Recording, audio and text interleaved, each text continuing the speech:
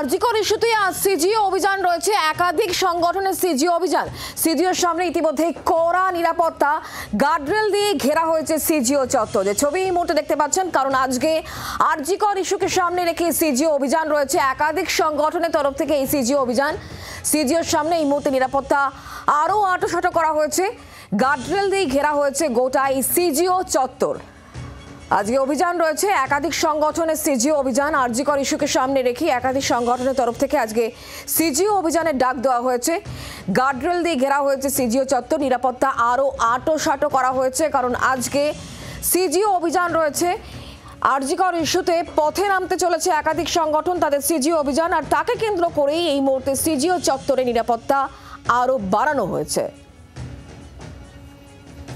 একাধিক সংগঠনের সিজিও অভিযান আরজিকর ইস্যুতে।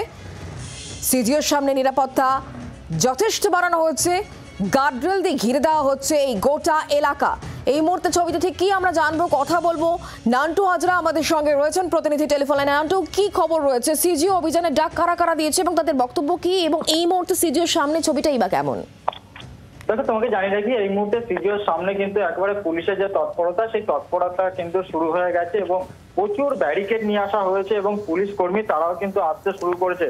তোমাকে জানিয়ে রাখি যে আজকে এমএসসি, এসডিএফ এবং এনইউ অর্থাৎ নার্সেস ইউনিটের তরফ থেকে সিজিও কমপ্লেক্স অভিযানের ডাক দেওয়া হয়েছে এবং তাদের যেটা বক্তব্য যে 7 মাস হয়ে গেছে এখনো তারা বিচারহীন এবং আরজিকরে খুন ও ধর্ষণের ঘটনায় এখনো পর্যন্ত যারা মূল অভিযোগ শুধু সঞ্জয় নয়, বাকি দোষীদের যারা রয়েছে তারা এখনো অধরা কেন, সেই প্রশ্ন তারা রাখছেন।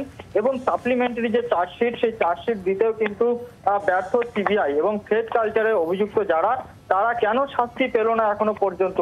এই দাবিগুলো নিয়েই কিন্তু তারা আজকে সিজিও কমপ্লেক্স অভিযানে ডাক দিয়েছে এবং দুপুর 12টার সময় তারা সিজিও কমপ্লেক্সের সামনে জমায়েত হবে এবং এখানে তারা বিক্ষোভ দেখাবে এবং সেই বিক্ষোভে যাতে কোনো অপ্রীতিকর ঘটনা না ঘটে সেই কারণেই বিধাননগর পুলিশ কমিশনারেটের তরফ থেকে একদিকে যেমন বিশাল পুলিশ বাহিনী মোতায়েন করা হচ্ছে, ঠিক তার পাশাপাশি সকাল থেকে দেখা যাচ্ছে যে সিজিও কমপ্লেক্সের যে গেট, সেই গেটের সামনে প্রচুর ব্যারিকেড নিয়ে আসা হয়েছে এবং সেই ব্যারিকেড দিয়ে সেই গেটের সামনেটা পুরোটাই ঘিরে দেওয়া হচ্ছে এবং যেটা পুলিশ সূত্রে খবর, 3টি স্তরে ব্যারিকেড করা হবে এবং ঠিক যখন মিছিল বা সিজিওর সামনে জমায়েত হবে সেই সময় কিন্তু পুলিশের তরফ থেকে পুরো সিজিও কমপ্লেক্সের যে গেট, সেই গেট বন্ধ করে দেওয়া হবে এবং তার পাশাপাশি ব্যারিকেড দিয়ে পুরোটাই কিন্তু ঘিরে ফেলা হবে।